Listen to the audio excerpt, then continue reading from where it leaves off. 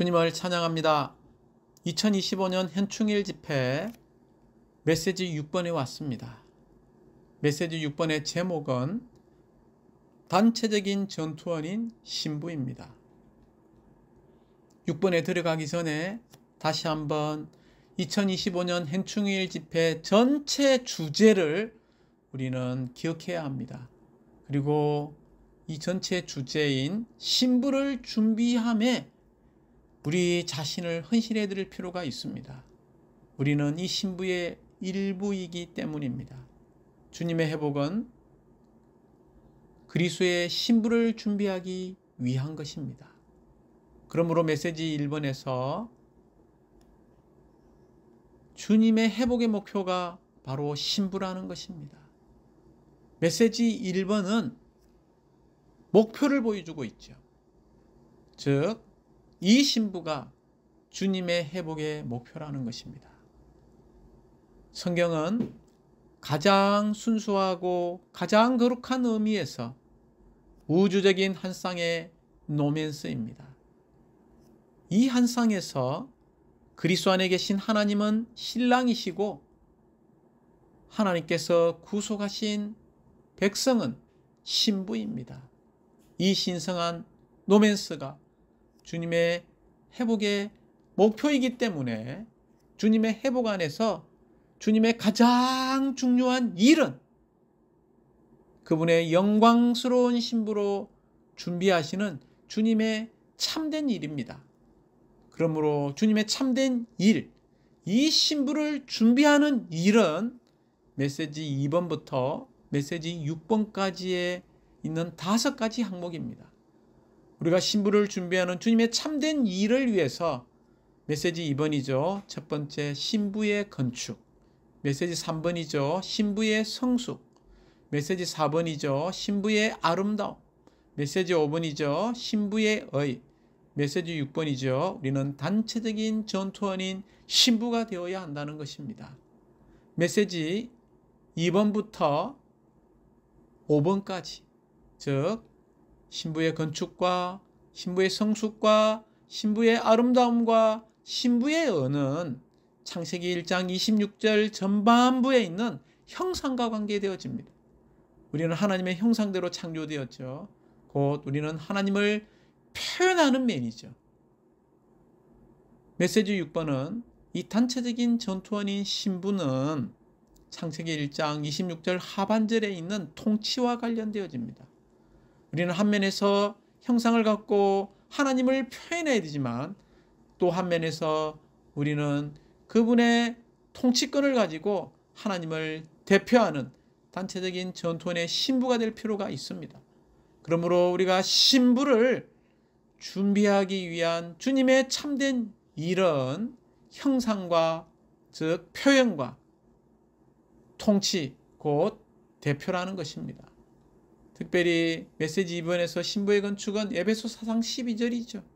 이것은 성도들을 온전하게 하여 그 사역의 일을 하게 하려는 것, 곧 그리스도의 몸을 건축하게 하려는 것입니다. 우리가 이러한 신부의 건축, 즉 그리스도의 몸을 건축하기 위해서 우리는 우리의 타고난 생명을 거절함으로써 우리의 자아를 부인하는 법을 배워야 합니다. 그럴 뿐만이 아니라 생명이신 그리스도로 말미암아 사는 것을 훈련할 때 주님께서 우리 안에서 흐르시면서 우리를 진흙등에서 보석으로 변화시킬 것입니다. 진흙등에서 보석으로 우리가 변화될 때마다 우리는 다른 이들과 연합되고 연결되고 건축될 것입니다. 이렇게 다른 이들과 연합되고 연결되고 건축될수록 우리는 하나님의 목표, 곧 주님의 회복의 목표인 이 신부, 첫 번째 이러한 신부의 건축을 가져오게 될 것입니다. 두 번째, 우리가 주님의 회복의 목표인 신부를 준비하는 일을 위해서 이 신부의 성숙, 곧 우리 안에 있는 이 생명이 자라야 한다는 것입니다. 에베소서 4장 13절에 이런 말씀이 있죠. 우리가 충분히 성장한 사람에 이르게 하며 우리는 반드시 신부의 성숙, 곧 충분히 성장한 사람에 이르러야 합니다.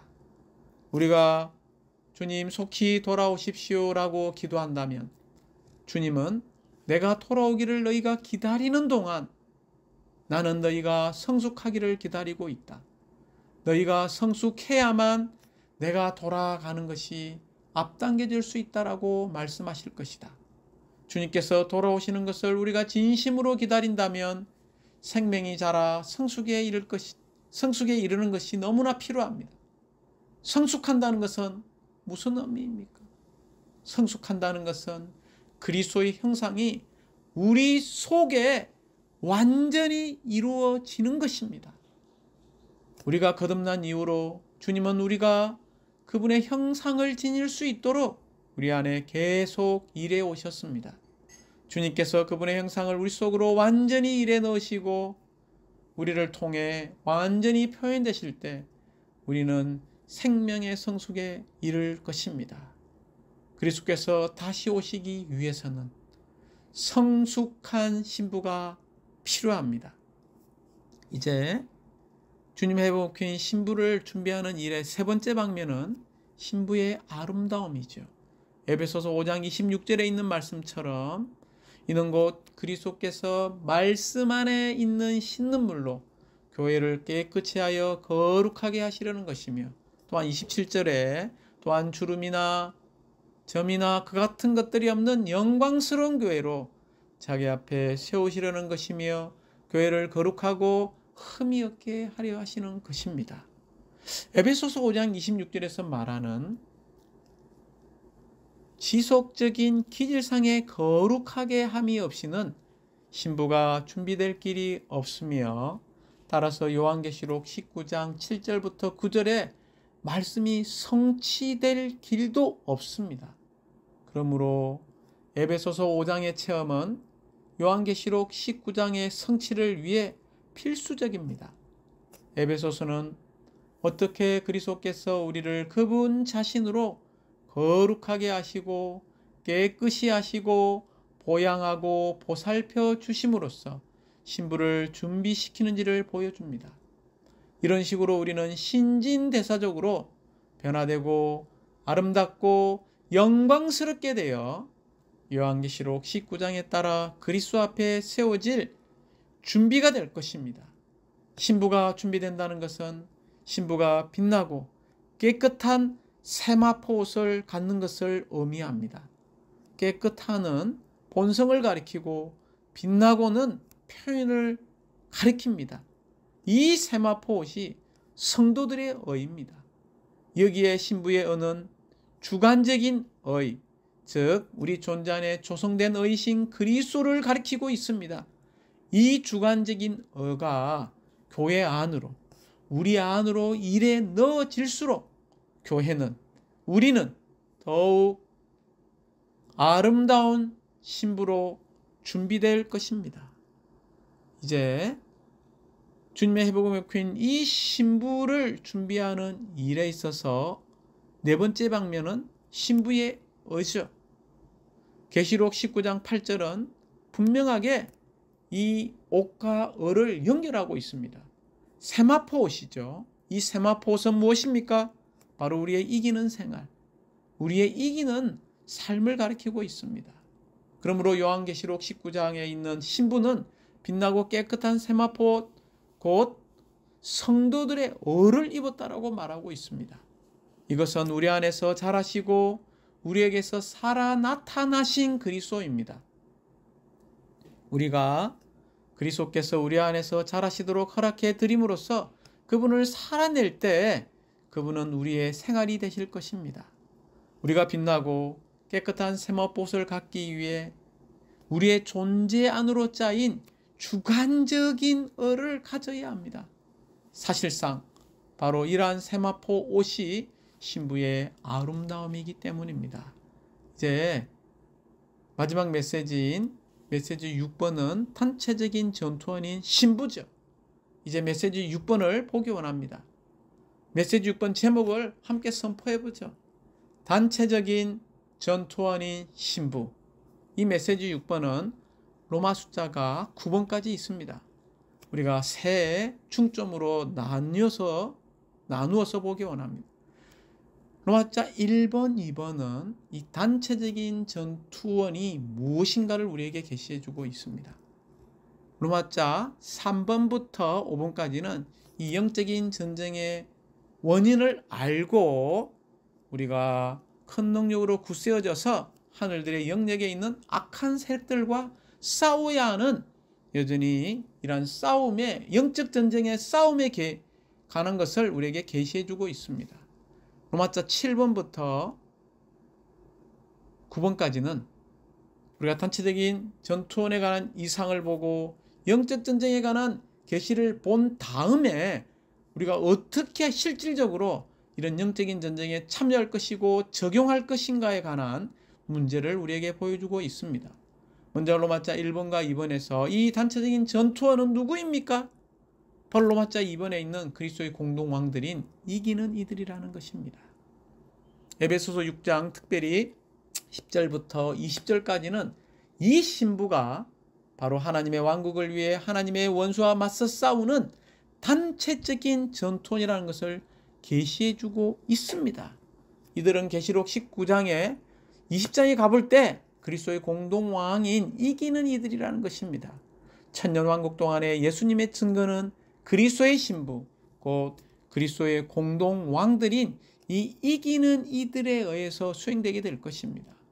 먼저 이 신부, 이 단체적인 전투원은요, 아가서 6장 4절에 나오는 것처럼 원수에게 깃발을 든 군대만큼 두렵다는 것입니다. 이게 깃발이죠.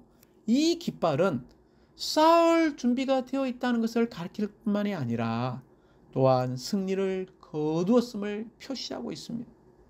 신부는 군대가 되어 남편이신 그리스도를 따라 적그리스도와 그의 모든 추종자들을 패배시킬 것입니다.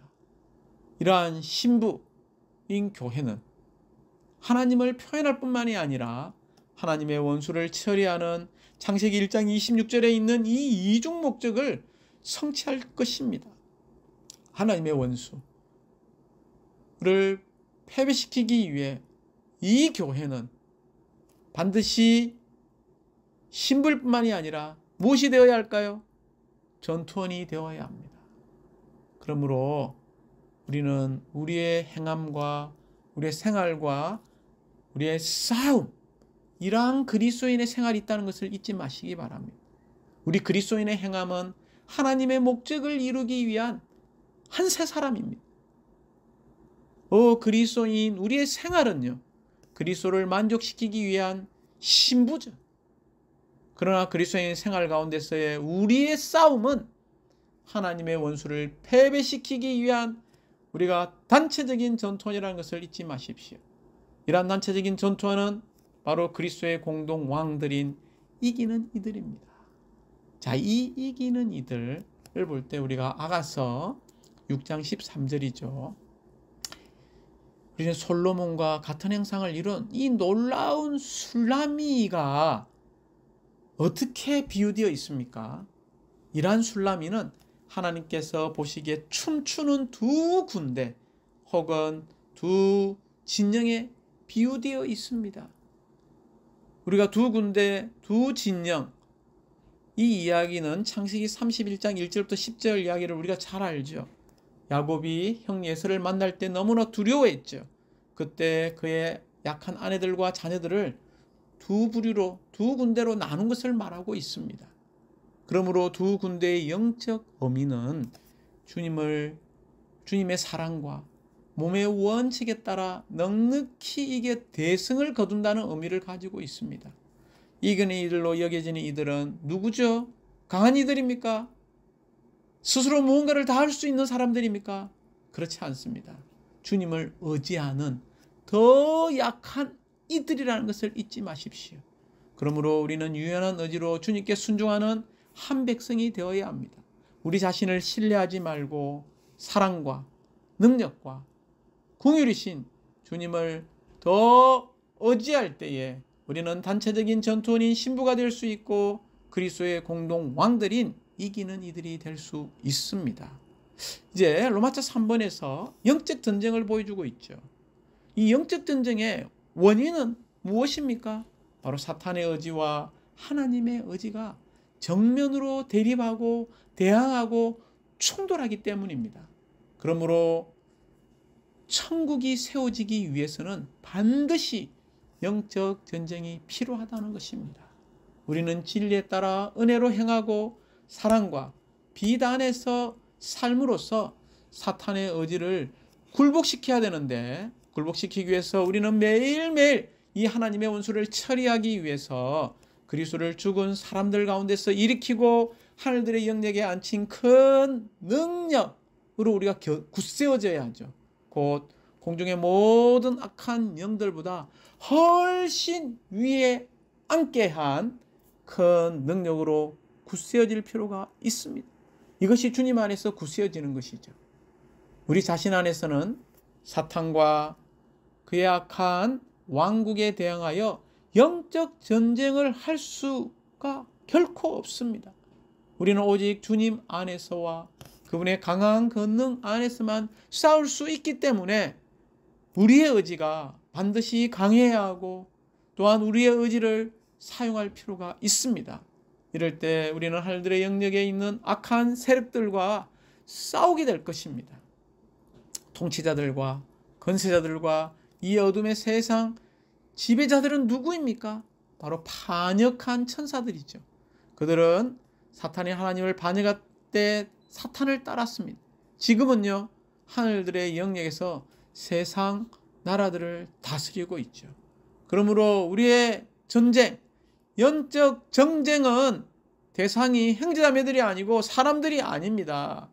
누구죠? 하늘들의 영역에 있는 악한 영들, 곧 영적인 세력들에게 대항하는 것입니다.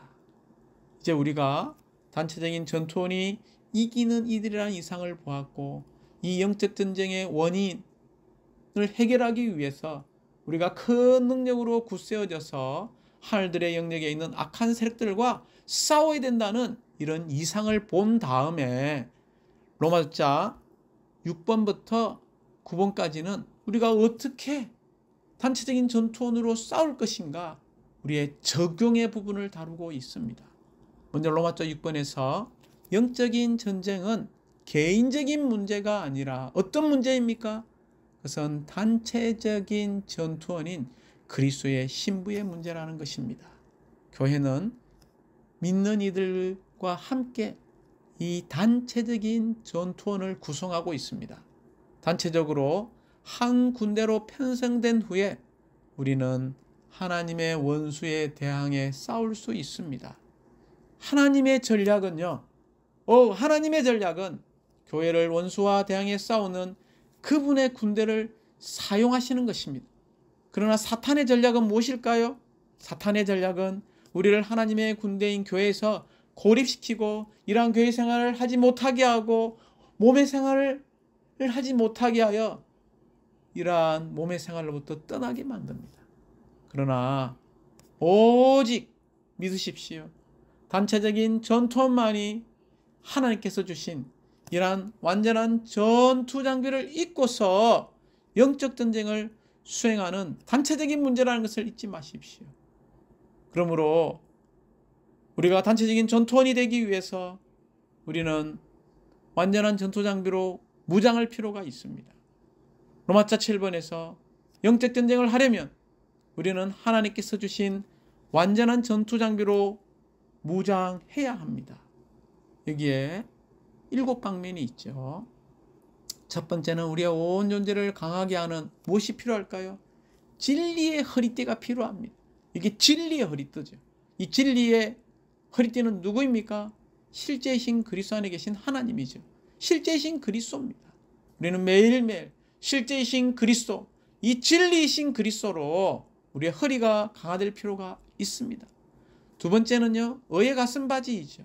이 의의 가슴바지는 우리의 양심을 덮고 양심을 지켜주는 것이 실패했지만 사탄의 송사가 있을 때 우리는 우리의 의이신 그리스도의 피를 적용하고 의지할 때에 모든 사탄의 송사로부터 해방받을 수 있고 심지어 우리가 잘못하고 실패한 모든 죄들이 용서받을 수 있습니다.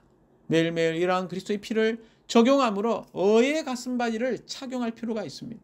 세 번째는요, 바로 화평의 복음의 신이죠. 이 화평의 복음의 신은요, 우리가 원수에 대항해 설 수 있게 하는 견고한 기초라는 것입니다. 우리가 다른 사람들과 화평하기 원합니까? 우리 자신이 끝나야 합니다. 그리스도의 십자가의 적용이 필요하죠. 네 번째는요, 믿음의 방패는 어떤 기능이 있습니까? 원수의 불화살을 끄고 막습니다. 즉, 우리가 하나님을 향하여 하나님을 앙망함으로써 우리의 믿음의 창시자이신 이 그리스도를 앙망하는 사람들이 되어야 합니다. 이제 다섯 번째는 우리의 생각을 덮는, 정말 우리의 생각이 복잡하죠. 구원의 투구입니다. 이 구원의 투구, 즉 매일의 생활에서 체험하는 이 구원하신 그리스도가 우리에게 더 많이 증가되어야 합니다. 그럴 때 우리의 생각을 덮는 구원의 투구를 가진 이러한 완전한 전투 장비로 무장하게 될 것입니다. 이제 유일한 공격력 무기인 여섯 번째, 하나님의 말씀인 그 영의 검이죠. 즉 그 영의 검은 즉각적인 말씀, 유일한 공격 무기로서 원수를 산산조각 낼 것입니다. 이런 말씀을 기도로 먹고 마시고 누리고 핍사할 비를 통해서 이러한 말씀이 로고스의 말씀이 우리의 즉각적인 네마의 말씀이 되게 할 필요가 있습니다. 이렇게 우리가 여섯 가지를 본다면 이 여섯 가지를 적용하는 유일한 하나의 길, 그것은 바로 기도라는 것입니다. 이 기도가 하나님께서 주신 완전한 전투 장비를 적용하는 유일한 중요한 수단입니다. 우리가 이렇게 완전한 전투 장비로 무장한다면 로마서 8번에서 우리는 마귀의 계략에 대항해서 설 수 있을 것입니다. 마귀의 악한 책략에 대항해 설 수 있을 것입니다. 오치만 형제님의 전집에 나오는 자행참이라는 아주 놀라운 책이 있죠. 앉고 행하고 서 있는 것입니다. 우리는 그리스도와 함께 앉음으로 주님께서 성취하신 모든 것에 우리는 참여했습니다. 또한 우리는 그분의 몸 안에서 행하는 것이 바로 하나님의 영원한 목적을 성취하는 것입니다. 또한 우리는 마지막 그분의 능력 안에 서 있는 것은 하나님의 원수에 대항해서 싸우는 것입니다. 그러므로 우리가 원수에게 대항해 싸울 때 가장 중요한 것은 무엇입니까?